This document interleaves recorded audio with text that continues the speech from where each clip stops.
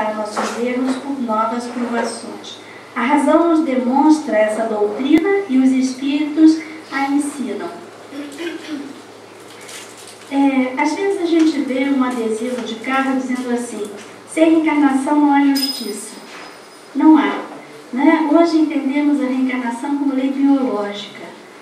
E eu gosto de lembrar as pessoas, quando as pessoas ficam questionando sobre a questão da espiritualidade, gente, somos todos espíritos, né? Somos todos seres espirituais, vivendo experiências evolutivas no mundo material, dentro de condições que promovem a nossa evolução.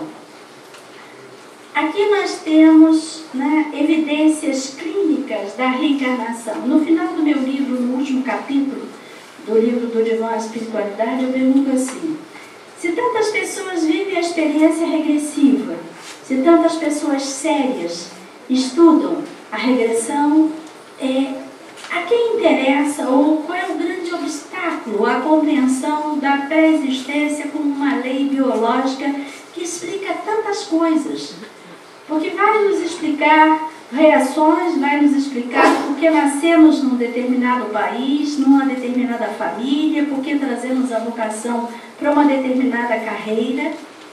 Nós observamos, por exemplo, as pessoas que desenvolvem profissões de ajuda, né, como a medicina, a psicologia, por exemplo, o que leva, eu atendi um médico assim, ele era médico de resgate do Corpo de Bombeiros, oncologista, ortopedista, médico do INCA. Esse médico chegou num estado emocional, ele chegou triturado ao consultório. E quando eu vi aquilo, gente, o dia a dia dele era puro sofrimento. Imagina a estrutura emocional que esse médico precisa ter para desenvolver essas tarefas, né? E a gente pergunta assim, mas por que então ele não escolheu ser um cantor ou ser, né, um modelo, sei lá, uma coisa amena? Por que ele veio fazer isso? E aí nós temos as lições. E quando nós falamos de reencarnação, né, como lei biológica, nós fazemos na abordagem transdisciplinar essa definição: fenômeno através do qual uma individualidade, durante seu processo evolutivo, retorna à existência no plano material da vida para o desenvolvimento de uma nova personalidade. Então nós temos duas partes: uma individualidade, né, com todo o potencial inato que nós trazemos ao nascer, e a personalidade que vai ser desenvolvida pela atuação dessa essência com os estímulos do meio ambiente. Isso elimina a preocupação dos pais em relação assim, a mais de que modo eu contribuir para o desenvolvimento de uma tendência homossexual. Não há desenvolvimento. É uma tendência inata e, por questões de inconsciente profundo, essa pessoa traz essa tendência. Aqui nós temos um quadro para que nós possamos entender de modo bem didático a questão da preexistência, da reencarnação. Temos ali uma barreira dimensional, um plano físico, uma vida eterna, que ora está na condição de onda, ora na condição de partícula, esse é um conceito hoje da física. Essa individualidade, ela tem três aspectos: ela tem lá aquela essência espiritual, ela tem um nível intuitivo, um mental superior, onde ficam os arquivos das personalidades anteriores. Por que nós podemos fazer regressão? Porque nós vamos buscar esse arquivo. E essa personalidade, essa individualidade, ela nasce, né, ela entra no mundo físico. Aqui nós temos o movimento evolutivo. Ela desenvolve 4 aspectos da personalidade, se desenvolve no nível físico, no nível sensorial, emocional, no pensamento prático, que é o mental inferior. Quando essa personalidade morre, P1 vai lá para cima como arquivo, é recolhido, é aprendizagem recolhida. Significa dizer, por exemplo, se nós chamarmos P1 de João, João nasceu, João morreu, João não vai existir nunca mais. Mas essa individualidade que evoluiu através da personalidade de João, que não tem nome, ela continua esse processo E ela vai nascer, vamos dizer, P2 é Maria. E aí João aprendeu a tocar piano. E Maria, aos 6 anos de idade, começa a tocar piano. Mas onde é que Maria aprendeu a tocar piano? Ela tem acesso ao arquivo da individualidade, que é o mesmo de João.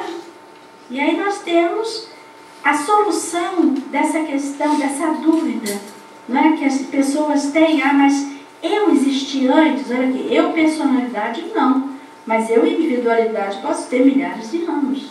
Não com esse nome, né, mas com outros nomes relativos às personalidades anteriores. E esse processo, ele acontece até que esses 4 aspectos da personalidade sejam subordinados aos 3 da individualidade. Nós vamos chamar isso de construção do templo pessoal.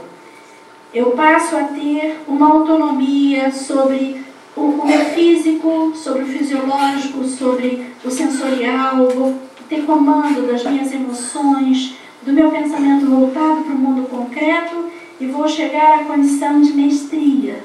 Foi o que o Mestre Jesus, né, buscou nos ensinar, que nós poderíamos fazer esse processo de transformação interna. E aqui nós temos 3 casos clínicos sobre a questão da homossexualidade. Esse jovem, aí na época ele tinha 19 anos, hoje ele tem mais idade, com tendência ao travestismo, identificada no 4º ano de vida, ele trazia nas memórias transpessoais a história de uma menina que é estuprada por um casal quando caminha por uma trilha carregando baldes d'água pendurados como cangalhas sobre os ombros. E através da técnica de captação psíquica, foi identificado que os pais atuais que hoje o acolhem, o compreendem, constavam como esse casal. Então, veja bem, o objetivo aqui é culpabilizar? Não. Uma coisa muito importante, eu não encontro Deus castigando ninguém. Eu diria que nessa proposta faltou esse casal talvez se perdoar. E daí o mestre dizer, perdoai 7 vezes 70, perdoai 490 vezes. Porque se nós olharmos a história da humanidade, e mais uma vez o mestre dizia, quem não tiver pecado atire a primeira pedra. Porque quando nós fazemos regressão, nós descobrimos que a história da humanidade fomos nós que escrevemos. Quem aqui de nós, no pretérito, em sã consciência, pode dizer que nunca roubou, que nunca estuprou, que nunca matou? Ou então não estaríamos aqui. Se nós não tivéssemos feito, nós não estaríamos aqui para refazer. Veja bem, não para nos punirmos. Acho que esse é um aspecto muito importante. O objetivo é o perdão tríplice. Nós vamos errar, sim, vamos acertar, porque a vida é um experimento. Nós vamos fazer coisas que nos trazem resultados positivos e outras coisas que nos trazem resultados negativos. E nós tanto aprendemos com o que nós chamamos de acerto, como com o que nós chamamos de erro. E o que nós observamos? Aos 17 anos, esse menino trazia uma infantilização. Por quê? Porque a emoção estava presa aqui no 9º ano de vida, numa personalidade feminina. E aí nós entendemos que ele traz aquilo como uma condição do seu processo evolutivo, né? Teríamos que aprofundar mais, pensar, mas antes disso, também o que aconteceu, qual era o relacionamento entre essas pessoas, porque como eu relato no livro de regressão, as pessoas às vezes trocam de lugar, né? E daí a importância do perdão. Aqui nós temos um outro caso clínico de bissexualidade. E quando nós trabalhamos com mãe e filha, é muito interessante porque a mãe veio para a terapia, a mãe ficava muito brava com a questão da condição sexual da filha. Mas aí descobrimos entre elas uma outra memória de parceiros, numa época medieval, questões ligadas à igreja, em que aqui a filha hoje parece que denuncia alguma coisa e esse outro cavalheiro, ele é condenado, ele morto e é exposto publicamente, num desfile, que se fazia isso, né? E essa mãe dizia assim, ela me traiu, mas veja bem, essa filha não traiu pela questão da sexualidade. O sentimento de traição era pela questão político-religiosa. E elas estavam ali em conjunto. E essa moça, ela trazia, na infância ela apresentava um sintoma alérgico na região dos genitais, que ninguém descobriu o porquê, até que quando nós fizemos a regressão apareceu essa história do feirante que seduzia as moças, filhas dos fazendeiros, e quando o pai descobre, o pai de uma delas, ele vai à feira e o rapaz o reconhece e ele atira, pega na região dos quadris, estoura a frente do corpo, a região dos genitais, e essa parte psíquica, ela ficou se recusando a se integrar na personalidade atual, porque ela dizia assim, mulher sofre muito, mulher é muito discriminada, eu não quero ser mulher. Né? Então nós vamos encontrar essas memórias que nos explicam, que nos afirmam o tempo todo que a pessoa não escolheu, mas ela tem ali uma experiência evolutiva a ser aprofundada, a ser compreendida, né? E a ser acolhida por nós.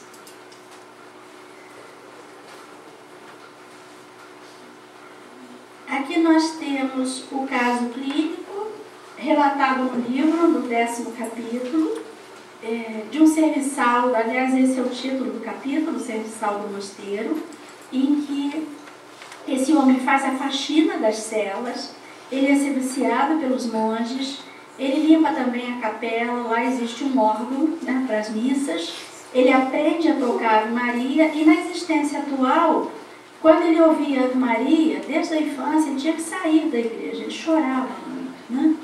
Então, nós descobrimos que, quando ele fez a regressão, nós descobrimos que no terremoto o órgão cai sobre ele e ele atribui a esse acontecimento um caráter punitivo. E ele diz, Deus não gostou que eu tocasse Ave Maria porque eu estava em pecado. Né? Então, mais uma vez, a gente percebe que esse padrão autopunitivo é a leitura que a pessoa faz da experiência vivida. Isso aí, só para você ficar à vontade, como meia-noite é dia, e daqui a pouco a gente vai acabar, daqui a 15 dias ela vai voltar, então para a gente começar a processar essas informações todas, então, olha aqui, a interação. Uma sugestão, vocês escrevam as perguntas, e aí daqui a 15 dias que eu iria falar sobre perda, aí eu volto a esclarecer as questões, porque hoje foram as provocações e eu sei que foram muitas. Eu estou vendo sair fumacinha da cabeça de vocês. Né? Então nós vamos... Não, eu já dei uma explosão aqui. Já. Só uma pergunta. Dissolve o preconceito de vocês. Quando vocês encontrarem alguém com uma tendência homossexual diante de vocês, respeitem o ser humano, abracem. O ser humano traz potenciais para a vida. Eu disse isso numa das palestras que eu fiz aqui. Quando nós vamos fazer uma entrevista, eu não chego na entrevista e digo, meu nome é Sueli Meirelles, eu sou heterossexual. Ninguém diz isso. Né? Então, a sexualidade é um caráter privado da existência de cada um e, acima de tudo, nós precisamos respeitar a experiência de cada um, a experiência de vida, o processo evolutivo, os motivos que as pessoas trazem no seu inconsciente profundo para a questão da homossexualidade, mas para qualquer outra questão. Né? Então, que acima de tudo a gente possa ter esse respeito, essa compreensão, esse acolhimento e esse amor ao próximo. Obrigada pela atenção de vocês.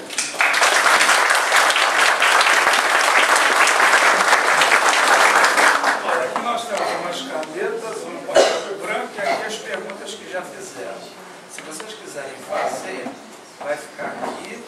E se quiserem trazer de casa, quer dizer, nosso próximo encontro, então não vão ter essas projeções. Será realmente uma conversa. Né? Como a gente já havia combinado, mas foi necessária essa apresentação.